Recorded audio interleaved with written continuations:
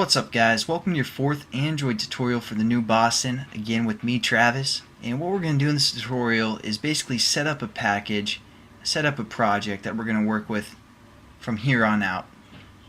So before we can set up a project, you guys want to go into set up your preferences for the most part and locate the SDK that we downloaded in the last tutorial. Now if you're running on Windows, you want to go up to the Windows tab. That's where I got confused in that other tutorial. And under the Windows tab there should be something called Preferences right down here. But on a Mac computer you want to go under the Eclipse tab, and the Preferences is right here. So you click that, and then you go to this folder called Android that's now located, or now you're welcome. Android SDK, you're welcome. Proceed. Alright, computer's frozen. Awesome. So, okay, no it's not. But okay, so sorry for losing focus there. Go into this Android tab, or just click on the Android, and all sorts of errors are coming up. And now what we want to do is locate the SDK folder that we set up. So we're going to hit browse, and again I told you guys to set it up in your hard drive so it's pretty easy to find. So just go to your C drive or your main hard drive and look for the Android SDK folder right here. Just click on this folder. You don't want to go into anything in here. Just click on the whole folder, hit open, and it'll load some, or hit apply, and then it'll load some of our platforms that we downloaded. Again, we downloaded the 2.2 and the Google Maps. So we want to select 2.2 because that's what we're going to start with. Hit apply, or hit OK, and now what we can do is right click within our package explorer.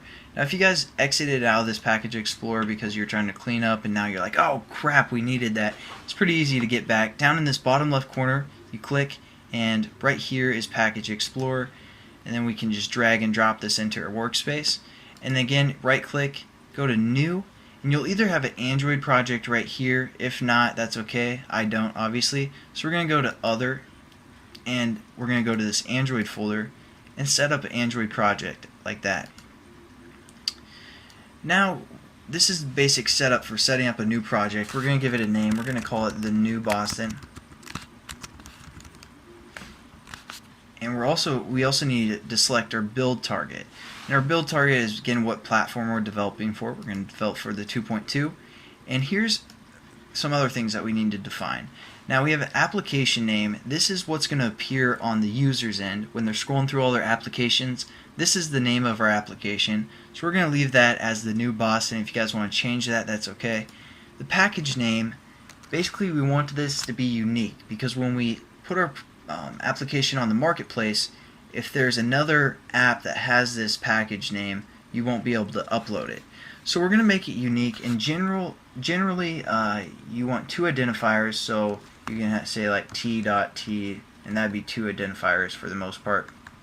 But generally what people do to make sure their application's unique is if they have a website, they do it backwards, like com.thenewboston.travis, and that's just going to be our package name. Hopefully that's unique enough for the marketplace. Again, you need two identifiers, and you do that by hitting the period to create a new identifier for the most part.